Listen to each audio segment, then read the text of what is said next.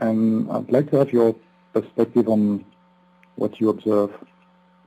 From what we observe? From my use of from your use of it. Yes. What we see here, dear friend, is we see an expansion taking place. We see growth, expansion. We see a blossoming of your energy, of your vitality. Interestingly, we also see a greater connection between yourself and those around you. We also see that your mind is starting to get out of the way a little bit more. Mm-hmm. So you're still using your mind with Asymya. You don't kid yourself. No. That's why I'm asking also. Yes, you're still trying to figure it out. There's nothing to figure out, you see. No. What we gave to humanity is a technique that will allow the mind to basically go to sleep. Mm-hmm. And as a result, open the connections to the essence of everything that is. Do you see? Mm-hmm. Yes. So yes. Please. Okay. One of the reasons I'm asking is because I promised to Marianne that I was going to write a testimonial for her. Yes. But I find it difficult. Of course, it's my mind, but to kind of give a testimonial on something that is not linked to cause and effect. But you see, this is where the ability to observe without judgment will give you that effect. Mm-hmm.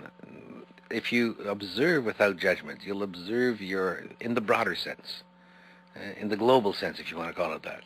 You observe yourself, you'll observe that there has been changes in yourself. You don't need us to tell you that. No, that's right. And the question is related to the fact that I have observed changes in myself before.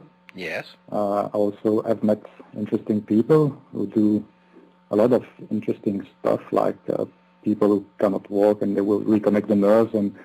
And one of my questions was if they are not, well, are they somehow using Asymya without knowing it, or is it or not?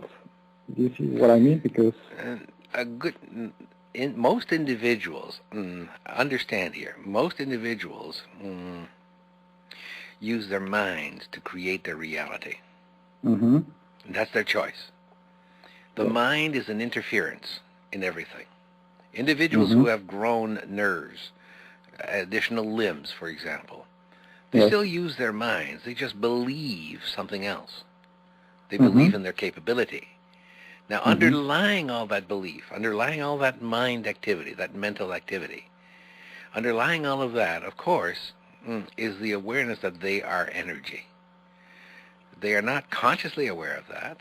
They are not using that connection to expand themselves.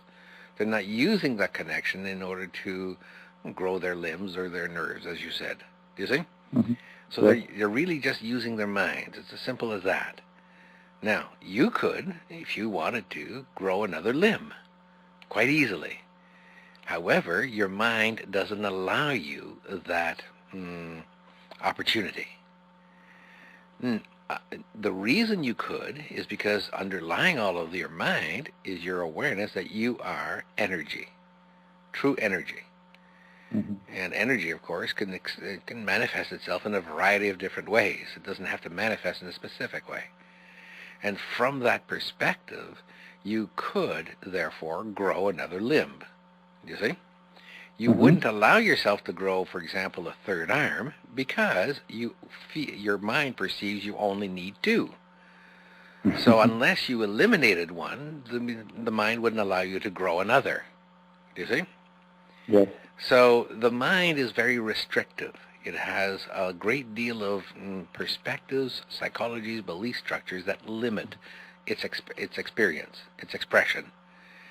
Now, what Asymya does is it gives the mind something to do while the energy of connection can take place. What it does is it allows the mind to, in effect, be busy so that the self, the true self, can then connect through choice to expanding itself, to healing itself, to choosing, for example. You see? Yes. And that's what Asymya offers. Yes, we know. We gave a technique. And even when we gave it, we were chuckling at it. Because really, there is no necessity for technique to heal. But the mind requires it. You see? Now, you'll notice, for example, that all of the people that you've ever met that are healers in some way, shape, or form, or that have healed themselves, would describe a technique that they have used. Medical doctors, psychiatrists, even alternative health practitioners, even the yogis use technique. Do they? Well, which is why we gave Asymya as a technique, but we did say when we gave it that the true strength of it was not the technique. It was the underlying connection that would be made from the self to all of existence. Do you see? Yes, because I've also been playing with it without following the technique that was given. Yes. But I guess the real challenge for me at the moment is to observe whether it was in the mind or not, because that's why I say we would suggest to you, dear Frederick, that why develop another technique? The technique we've given, there is a benefit to it, by the way. It connects the dots in the mind. Yeah, okay. I use that also, but I also played with, I call it simplifying it, just using the word, for instance. Yes, you can do that. But you'll find that by using the actual technique in itself, you're actually connecting the dots more strongly. Because the mind is a powerful tool. It's an amazing tool. It's a tool that unfortunately sees itself with a lot of limits. The technique breaks down those barriers so that the mind can realize its full power as a tool. From there, once it realizes that, it sets itself aside and allows the self to choose. You see? Yeah. And in doing so, then, individuals can experience limitless opportunities for healing. Yeah, one of the things I've noticed is when just saying the word, for instance, will create more possibilities, so to speak. Yes. See more ways that something can be done. Absolutely. Because what you're doing by using the word Asymya, which is why we gave the word Asymya. We gave that word, and it was designed to connect to that inner awareness that exists in virtually all human beings, to call it the history, the base core of every human being. Do you see? And we say human being because human beings, in effect, by being a human being, there is a limit imposed. Do you see? So this connects to the base core of awareness, where human beings were fully aware of potential, of abilities, of choices, long before the mind became more involved. Do you see?